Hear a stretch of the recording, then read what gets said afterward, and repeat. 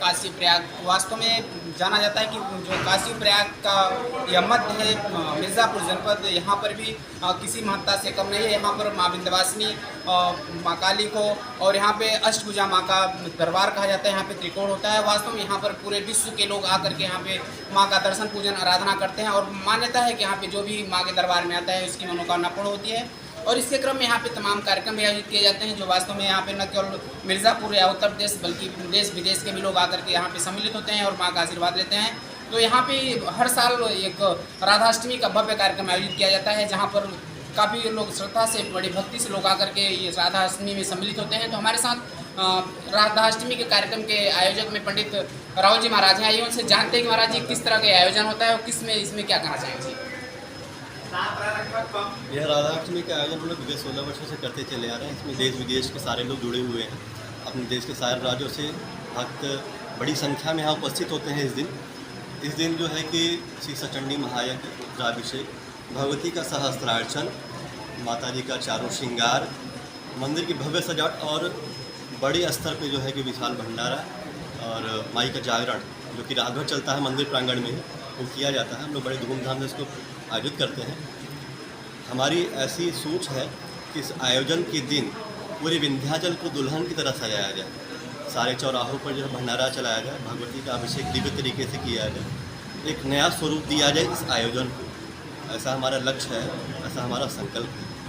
यहाँ पर पंडित जी ने बताया कि इसको और भव्यता दी जाए और उसमें बेहतर किया जाए। हालांकि पूरा प्रयास किया जाता है कि इसको बढ़िया बनाने का, लेकिन फिर भी और सोच रहे हैं कि और भी बेहतर किया जाए, हर जगह पर भंडारा हो, तरह तरह के आयोजन हो।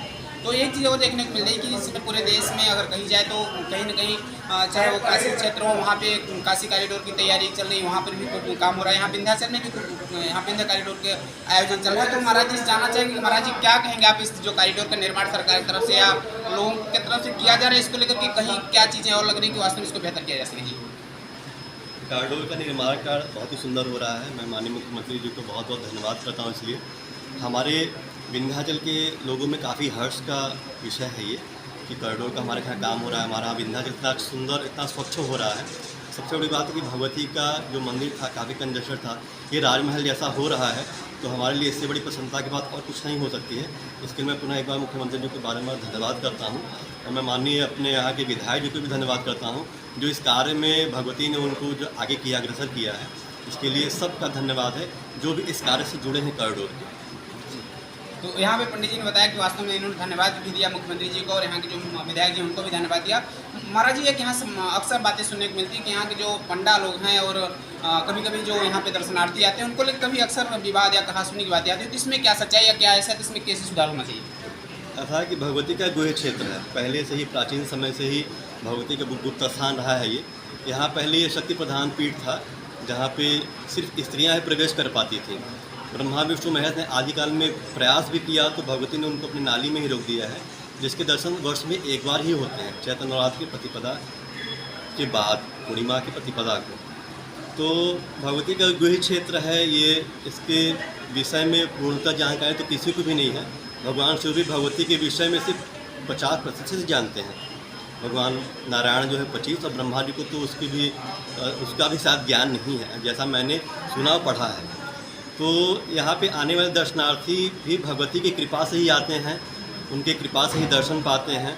भगवती के शिव विग्रह से जो करोड़ों अनंत सूर्य का जो तेज निकल रहा है, उस तेज को बर्दाश्त न करने के कारण जिनके अंदर आसुरी प्रवृत्ति है, वो दरबार में आने के बाद एक दूसरे से जो है भिड़ जाते हैं। जैसे कि शॉर्ट सर्किट होता है, वैसे ही यहाँ आने वाले दर्शनार्थी, पंडा, पुलिस एक दूसरे से भिड़ जाते हैं। तो इसमें कोई विशेष विषय नहीं है। यहाँ पे आने वाले दर्शनार्थियों को भक्ति भाव से आना चाहिए। जो जिस भाव से आता है उसी भाव के लोग यहाँ मिलते हैं। अगर आप अच्छे भाव से आते हैं तो आपको हनुमान जी मिल जाएंगे। अगर आप बुरे भाव हैं, मन में कुछ कपट है, कुछ बातें चल रही हैं, तो आपको भैरव मिल जाएंगे। सीधी सी बात है। तो उसमें भगवती के दरबार में जो है भक्त अपने अपने भाव को संतुलित करके आएँ, अच्छे भाव को लेकर के आएँ, तो स्वाभाविक है कि यहाँ अच्छे ही लोग ही मिलेंगे। जी, तो यहाँ पंडित जी ने बताया कि यहाँ पे ऐसा कुछ नहीं है, लोगों का भाव जैसा रहता है उस तरह से यहाँ पे ट्रीटमेंट हो जाता है, मिल जाते हैं लोग। तो हालांकि ठीक है पंडित जी, आपने हमारे साथ बात की, लेकिन एक चीज़ और लग रही है कि वास्तव में लोगों को यहाँ के क्षेत्र के लिए आपकी तरफ से एक और संदेश क्या होगा जिससे कि और लोग यहाँ पे आएँ और यहाँ के जो क्षेत्र है इसको और लोग बढ़िया से जानें। मैं यहाँ से लोगों से अपील करूँगा, यहाँ के पुरोहित बंधुओं से अपील करूँगा कि सबसे पहली बात ये कि हम सब भगवती के पुत्र हैं, भगवती के दास हैं, भगवती के सेवक हैं। तो हमारी जो भावना होनी चाहिए वो सेवक की होनी चाहिए, एक दास की होनी चाहिए। हमारे घर में कोई भी अतिथि आता है तो उनका कैसे सत्कार करते हैं, सम्मान करते हैं। तो जो भी इस दरबार में दर्शनार्थी आते हैं वो हमारे अतिथि हैं, हमारी माई के अतिथि हैं। यदि हम उनका सम्मान करेंगे, सत्कार करेंगे, वो प्रसन्न होंगे तो भगवती हमसे प्रसन्न रहेगी, तो हमारा कल्याण होगा। तो मैं सबसे निवेदन करूंगा कि दरबार में जो भी भक्त आएँ बाहर से, जो भी श्रद्धालु आएँ, उनका उचित व्यवहार करें, उचित सत्कार करें, उनको यहाँ से संतुष्ट करके भेजें। वो यहाँ से प्रसन्न होकर के जाएंगे तो भगवती अपने आप ही प्रसन्न रहेगी, सारे संसार को कृपा बरसाएगी। तो इसमें अपने भाव को जो है आप केंद्रित करें और सबसे अपील है कि यात्रियों के साथ उचित व्यवहार करें। तो महाराज जी ने बताया कि वास्तव में जिस तरह की यहाँ पे लोग आते हैं और कहीं कहीं बातें सुनने मिलती है, लेकिन फिर भी इन्होंने यहाँ के जो लोग हैं, खास करके पंडा समाज के लोग, इन्होंने एक संदेश दिया कि आप लोग भी जो है सही से लोगों के साथ व्यवहार करें, क्योंकि जो भी यहाँ के दर्शनार्थी आते हैं, माँ मैया रानी के दर्शन करने के लिए आते हैं, वो कहीं न कहीं सब एक अतिथि के रूप में, इसलिए सबका सत्कार, सबका सेवा, सबका सद्व्यवहार करना जरूरी है।